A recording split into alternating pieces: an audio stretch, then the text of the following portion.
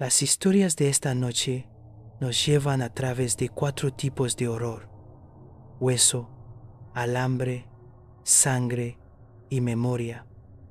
Un padre borracho es reemplazado por el esqueleto que compró para Halloween. Una pantalla consume a su adorador, píxel a píxel. Un hombre alimenta a sus amantes con un vampiro y finalmente conoce a alguien más hambriento que él.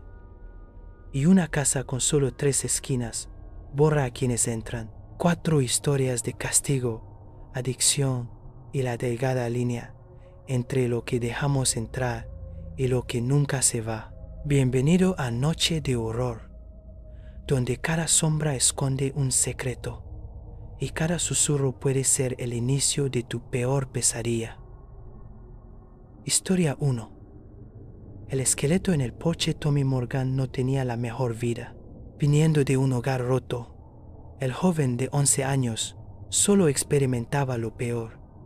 Su padre volvía a casa borracho como una cuba y se enzarzaba en acaloradas discusiones con su esposa sobre el dinero y cómo, dado que él era el sostén de la familia, podía hacer con sus ganancias lo que le pareciera.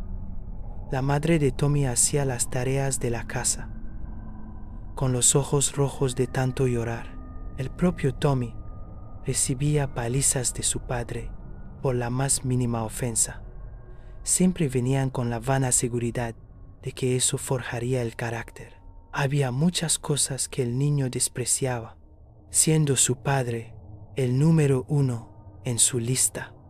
No pasaba un día en que no soñara con vengarse de él, pero no era más que una fantasía. Su padre era grande y corpulento. Para Tommy, su padre era un Goliat inconquistable para su David. Los pensamientos de huir cruzaban su mente, pero no tenía el corazón para abandonar a su madre a merced de aquel bruto. Pensó que nunca podría deshacerse de él, al menos hasta ese día. Una de las pocas alegrías que Tommy tenía en la vida era Halloween. En esa festividad podía deshacerse de su vida miserable y convertirse en quien quisiera ser. Los dulces y las decoraciones también eran una ventaja para él. Su padre, a pesar de todo, al menos adornaba la casa para la víspera de Todos los Santos, con una araña hecha de trapos viejos por aquí y un fantasma de papel maché por allá. En un día particular, trajo a casa un esqueleto. El esqueleto era casi de su tamaño, midiendo 6'5", 6 pies y 5 pulgadas de altura. Estaba seco, con algunas grietas visibles alrededor de las costillas y la columna vertebral. Le faltaban algunos dientes superiores en la parte posterior, probablemente por el desgaste de los años. Las cuencas huecas de sus ojos eran de un negro azabache y carentes de vida. Los huesos, amarillos por el tiempo, hacían un ligero golpe contra la pared cada vez que el padre de Tommy balanceaba el antiguo artefacto de un lado a otro. Parecía absolutamente frágil en sus colosales manos.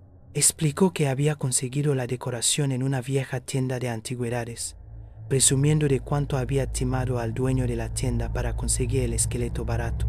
Colocó el esqueleto en el banco del porche y volvió adentro sin pensarlo mucho, reanudando su bebida.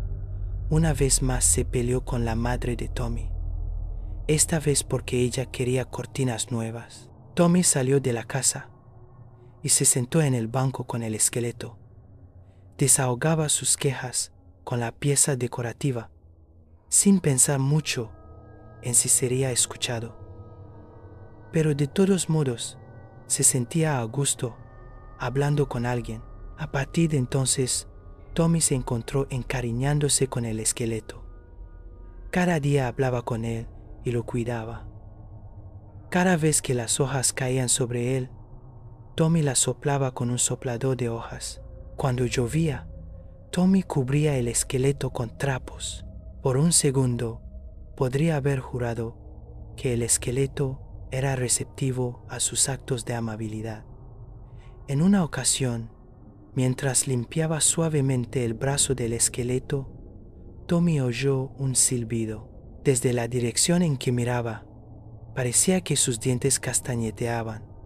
Sin embargo, Tommy lo atribuyó al viento que soplaba a través de la boca del esqueleto. Más allá de sus días pasados, con la decoración de Halloween, la vida de Tommy continuaba con normalidad. Sus padres discutían por las ofensas más pequeñas y su madre seguía haciendo las tareas de la casa con los ojos surcados por las lágrimas. Tommy continuaba recibiendo palizas que su padre mal disimulaba como disciplina. Durante la cena, Tommy dejó caer accidentalmente un vaso, haciendo que cayera al suelo y se rompiera en 1.000.000 de pedazos. Mientras su padre lo golpeaba, se oyó un repentino golpeteo proveniente del porche. Alarmados, los tres se detuvieron a escuchar el ruido repentino. Lo que fuera que estaba allí fuera se paseaba de un lado a otro por el porche, dando pisotones tan fuerte como su pie se lo permitía. Con la respiración contenida, el padre de Tommy se acercó a la puerta, la abrió solo para ver al esqueleto en su posición sentada. Una vez más, se atribuyó a que el culpable era el viento. Durante los días siguientes, el golpeteo continuó. La repetición consumía al padre de Tommy, incitándolo a salir de casa y permanecer fuera por más horas. En sus sueños, era atormentado por el esqueleto. Se encontraba en la cama, solo. El esqueleto aparecía a los pies de su cama y se deslizaba sobre su cuerpo, quedando justo debajo de su cuello. Su padre se despertaba sobresaltado y se negaba a dormir el resto de la noche. Sin embargo, los sueños de Tommy eran marcadamente diferentes. Recibía dulces y otras golosinas, y su padre estaba muy lejos. El esqueleto permanecía de pie mirándolo en la distancia.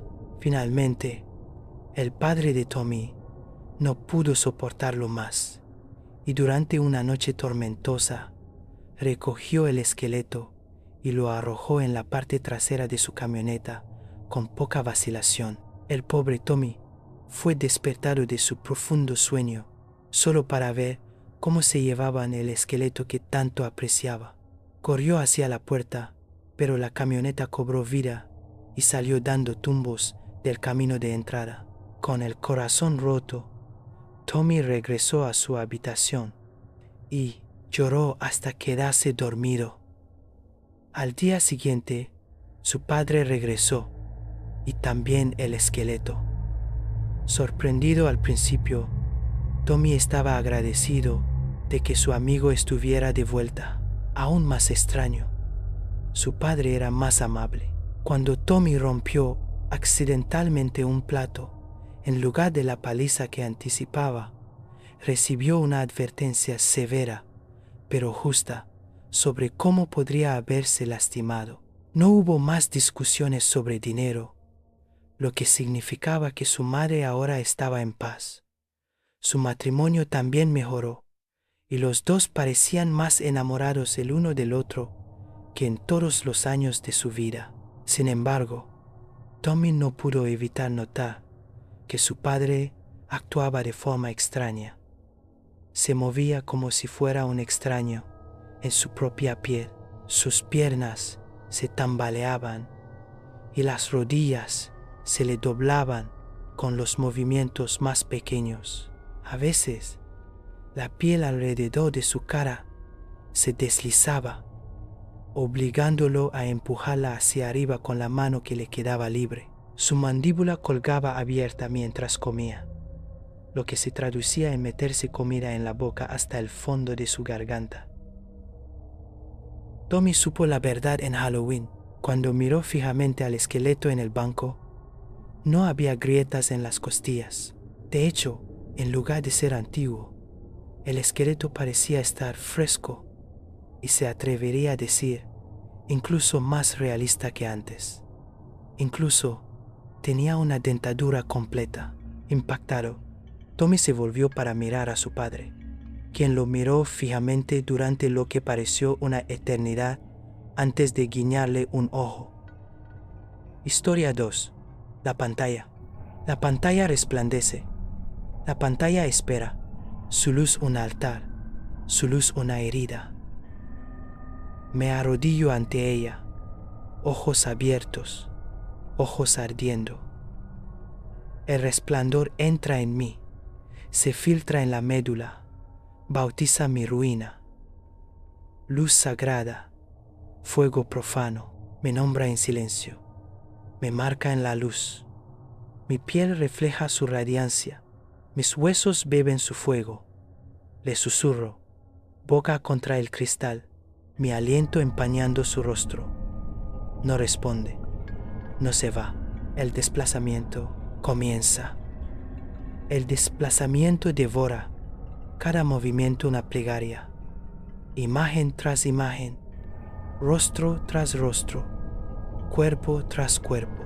Me muevo a través de él como a través de un cementerio, tocando cada lápida con mi pulgar, cada rostro con mi pulgar. Mi pulgar es sacerdote, mi pulgar es verdugo, me da demasiado, no me da nada. Un rosario sin fin, una letanía sin piedad. Padezco hambre, pero me doy un festín. Estoy saciado, pero siento dolor. Cada vistazo una herida, cada herida un don. El deseo se derrama de mí como ceniza. El dolor se espesa en mi garganta como la miel. Mis ojos se hinchan de brillo, mi pecho se hunde con ceniza. Cada imagen una herida, cada herida una joya, sangro y brillo. Me arrodillo y caigo. El desplazamiento me consume. Bajo el resplandor me deshago. La piel se ablanda hasta ser cera. Los ojos vacíos de fuego. Mi aliento tiembla en el cristal. El desplazamiento me traga entero, píxel por píxel, hueso por hueso. Los cables zumban, los circuitos cantan, se enhebran a través de mí, venas de cobre, arterias de luz. Siento su calor en mi carne, corriendo como sangre, ardiendo como devoción. La máquina está dentro de mí, soy máquina. Los cables se aprietan, me atan con ternura y me abrazan como un amante, como una cadena. Mi sangre corre con la señal, mi corazón late con estática y mis nervios arden con plegarias. Soy red, soy ruina. Los cables se alimentan de mí, pero me aferro a ellos como un amante. Los circuitos me queman, pero les ruego por más. Soy ofrecido, soy consumido. Corriente sagrada, llama profana, la pantalla resplandece. El desplazamiento devora. Los cables zumban, la máquina espera. Le doy mis horas, le doy mis ojos, le doy mi ruina. Máquina sagrada, mi Dios, mi herida, mi amada. Tómame, recházame, consúmeme otra vez. Historia 3. Jeremy es un cornudo. Jeremy es un cornudo y con su última novia, Anya, le confesó después de 6 meses de noviazgo que disfruta viendo a su novia con otros hombres. Anya, debido a su amor por Jeremy, aceptó tales condiciones. Anya estaba enamorada de Jeremy, que tenía un buen trabajo y una gran vida. Estaba dispuesta a complacerlo. Cuando Jeremy llevó a Anya con el tipo con el que iba a intimar delante de Jeremy. Ella estaba un poco preocupada, pero seguía pensando en toda su vida con Jeremy. A Jeremy realmente le gustaba Anya y tenían mucho en común. Cuando Jeremy llevó a Anya a ver al tipo con el que iba a intimar en la habitación del hotel, había nerviosismo. Jeremy le aseguró que todo iba a estar bien. Era de noche, un lunes por la noche, y todo estaba silencioso y lento. Cuando llegó a la habitación del hotel, todo estaba oscuro y frío. En la esquina había una figura sombría. La figura en la oscuridad salió, y era un vampiro. Tomó a Anya y bebió su sangre hasta secarla. A Jeremy le pagaron otra enorme suma de dinero, y tiene otros 6 meses para encontrar a otra persona que llevar al vampiro para que pueda beber hasta secarla. Jeremy descubrió que fingir ser un cornudo atrae a la gente hacia él y no asume nada peligroso. Quiero decir, ¿quién le tiene miedo a los cornudos? El trato que tiene con el vampiro es que le lleva a alguien nuevo cada 6 meses, o el vampiro se llevará a Jeremy. También recibe una buena paga del vampiro cuando le lleva a alguien nuevo. El vampiro ha vivido una larga vida y tiene una gran resistencia a la sed, pero después de 6 meses, el viejo vampiro necesita beber algo rápido e instantáneo. Entonces, Jeremy conoció a Nicole y parecía que iba a repetir la jugada. Jeremy esperó para contarle que era un cornudo después de casi 6 meses, pero se sorprendió cuando Nicole le dijo a Jeremy que ella misma era una cornuda y que disfrutaba viendo a sus novios acostarse con otras mujeres. Jeremy supo lo que era esto, y entonces le dijo que él mismo también era un cornudo y que disfrutaba viendo a sus novias intimar con otros hombres. Nicole y Jeremy ahora sabían que ambos estaban en el mismo negocio. Sin embargo, no querían admitirlo y sabían que significaría la muerte si permitían que el otro los llevara a algún lugar. Ambos se acercan a los 6 meses de relación. Entonces, Jeremy permitió que Nicole lo llevara a la habitación del hotel. Él sabía que habría un vampiro, así que secretamente llevó consigo algunas armas. La otra mujer, en la habitación del hotel, estaba mirando fijamente a Jeremy. Entonces Jeremy, sin dudarlo, comenzó a apuñalarla. Nicole gritó: ¿Qué estás haciendo? Jeremy descubrió que esta otra mujer no era un vampiro, sino solo una mujer ordinaria. Nicole era una cornuda honesta. Historia 4. La Casa del Prado. La Casa del Prado solo tiene 3 esquinas.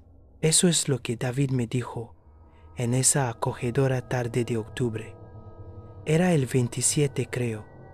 Habíamos estado intercambiando ideas toda la tarde sobre qué hacer para Halloween.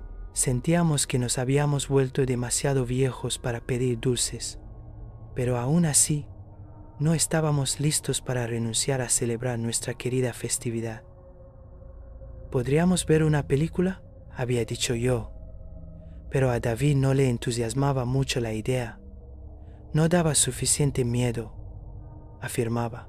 Me dijo que quería hacer algo que realmente nos asustara, nos aterrara, y que no creía que pudiéramos conseguir eso sentados en un sofá, viendo otra película de asesinatos. Me habló de este lugar, a 6 millas fuera de la ciudad, un gran campo de hierba, escondido dentro de un viejo bosque de pinos. Me habló de esta casa que se erigía en medio del campo, una casa vieja que, según él, había sido construida por un cazador y su familia allá por el 1600. Un día, dijo, sin razón aparente, el cazador se había encerrado junto a su esposa, sus hijos y él mismo en el sótano. y nunca más se supo de ellos. Le pregunté dónde se había enterado de esta casa del Prado, a lo que me dijo que Jack, su hermano mayor, se lo había contado. Probablemente podríamos convencer a Jack de que nos lleve ahí, dijo. Siempre ha tenido curiosidad por saber qué hay dentro. Es una lástima que sea un cobarde tan grande. David se rió. Yo no conocía muy bien a Jack. Él estaba en el último año. Y tanto David como yo éramos de primer año. Lo había visto un par de veces al visitar a David. Y como era el único de nosotros con licencia de conducir, acordamos pedírselo a Jack. ¿Qué quisiste decir cuando dijiste que la casa del Prado solo tiene 3 esquinas? Le pregunté a David. Oh, no tengo idea, dijo. Solo estaba recitando lo que Jack me había dicho. Se estaba haciendo tarde, así que acordamos que David le pediría a Jack que nos llevara allí después de llegar a casa. Planearíamos el resto en la escuela mañana. Jack había aceptado llevarnos, aunque estaba un poco reacio.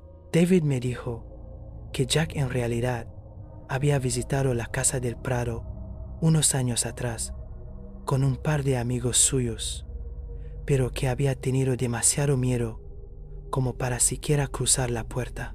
Jack no habla mucho de eso, dijo. Sin embargo, no creo que sus amigos encontraran nada allí dentro. Ni siquiera lo hicieron en Halloween. Si quieres que sucedan cosas raras, debes buscarlas durante Halloween. Me gustaban mucho las cosas raras y espeluznantes a esa edad, pero ni de lejos tanto como a David. Me gustaban las películas, los mitos y las historias de terror, pero David las encontraba aburridas. Él quería lo auténtico. Le gustaba acampar en el bosque por la noche, visitar casas viejas y embrujadas, y ver esas extrañas películas de terror extremo que casi parecen ilegales. Me hablaba de esas películas de vez en cuando, pero no puedo recordar ninguna de ellas. Nunca estuve a su nivel en ese aspecto, pero estaba intrigado por la idea. La experiencia del verdadero horror, mirando hacia atrás. Supongo que por eso acepté en primer lugar. Además, nunca había visto una casa con solo 3 esquinas. Realmente no hicimos mucho esos días siguientes. Teníamos escuela, por supuesto, pero ni yo ni David estábamos por encima de saltarnos el último par de horas. Si teníamos algo más que preferiríamos hacer, pasé esos últimos días previos a Halloween leyendo viejas historias de Edgar Allan Poe y viendo películas de asesinatos. Creo que David pasó la mayor parte del tiempo jugando a algún juego de zombies en su Sega Genesis, Ghoul Patrol o algo así. Quizás era otra cosa. Se está volviendo difícil recordarlo. Era una fresca mañana de sábado cuando me desperté el día 31. David vino poco después del desayuno y pasamos el día especulando sobre cómo podría ser la casa del Prado. Estaría toda podrida y desgastada. Tendría un montón de muebles viejos y polvorientos. Estaría abierta la puerta del sótano. Después de toda esta especulación, empacamos nuestras cosas y fuimos a casa de David a jugar en su Sega. ¿Estás seguro de que ya quiere llevarnos?, pregunté. ¿No tiene planes él mismo? David se rió. Por supuesto que no tiene planes. Es un completo pringado. En todo caso, le estamos haciendo un favor al sacarlo de casa. Salimos justo cuando el sol comenzaba a ponerse. David insistió en que tenía que estar completamente oscuro si queríamos que pasara algo. Yo, habiéndome sumergido completamente en el espíritu de Halloween durante los últimos días, estuve de acuerdo. Unos 10 minutos después de salir de casa de David, Estábamos estacionados en el aparcamiento de una gasolinera, justo fuera del bosque de pinos. Jack nos dijo que se podía llegar a la casa del Prado en un par de minutos, pero que no quería acompañarnos. Algo sobre necesita hacer deberes. Claro, Jack. Deberes, dijo David. De todos modos, gracias por el viaje. Volveremos en una hora más o menos. Agarramos las linternas que habíamos traído y nos adentramos en el bosque. Todavía era lo suficientemente temprano como para que pudiéramos ver claramente sin necesidad de encender las luces, y efectivamente, después de haber caminado solo unos 5 minutos, llegamos a un campo grande, y yermo apenas se oía un sonido cuando salimos al campo, ni pájaros, ni insectos zumbando, nada además del tranquilo susurro de la hierba alta a nuestro alrededor. Y a unas 100 yardas frente a nosotros se alzaba una pequeña casa de madera. Nos acercamos rápidamente a la casita. Mirándola, era difícil creer que se supusiera que había siquiera un sótano en este lugar. Dimos una pequeña vuelta a su alrededor, y fue entonces cuando nos dimos cuenta de que lo que Jack había dicho era verdad. La casa parecía ser perfectamente cuadrada, pero mientras caminábamos a su alrededor, notamos que la vieja puerta de madera, que servía como única entrada, aparecía después de pasar solo 2 paredes. Yo estaba, por decirlo suavemente, muy desconcertado por esto, y no tenía ningún deseo de entrar en la casa. Miré a David, esperando que su expresión reflejara la mía, pero el chico sonreía de oreja a oreja. ¿No es esto lo más extraño?, dijo. Vamos, entremos. Entramos. Solo había una habitación, pero estaba completamente oscura, ya que no había ventanas por donde entrara la luz. Esta habitación parecía funcionar de forma muy parecida al exterior. Parecía un cuadrado, pero claramente solo había 3 esquinas distintas.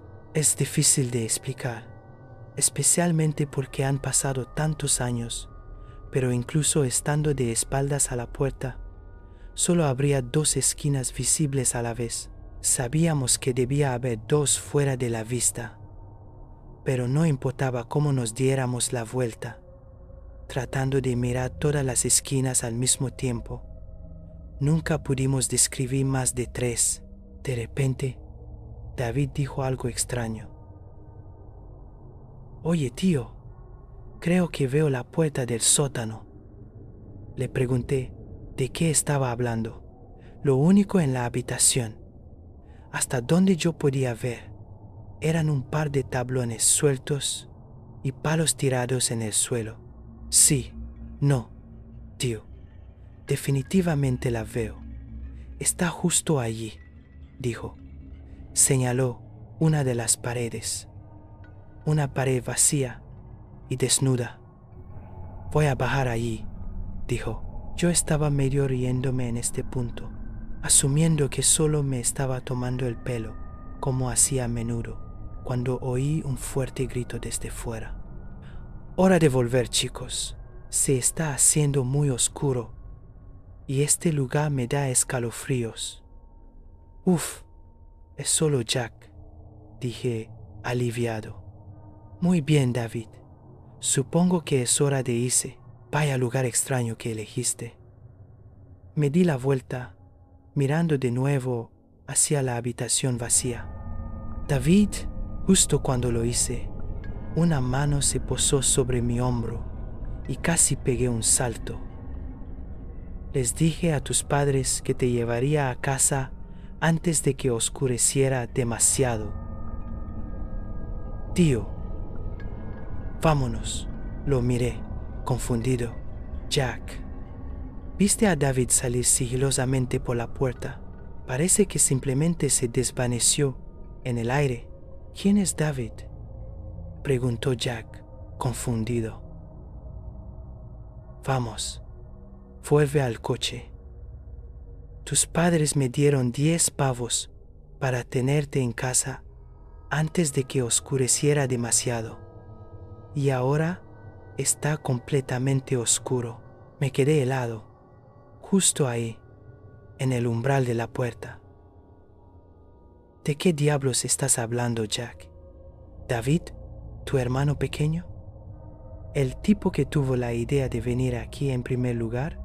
Jack soltó una risita.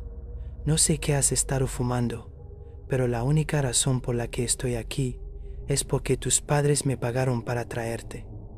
Vámonos. Jack se dio la vuelta y comenzó a caminar de regreso al coche.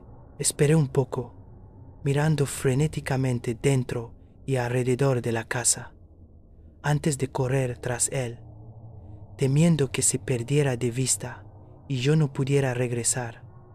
Incluso ahora, incluso después de todos estos años, mientras mis recuerdos de David comienzan a disolverse lentamente, esa última pregunta aún persiste en mí. Esa conversación final entre Jack y yo en el coche.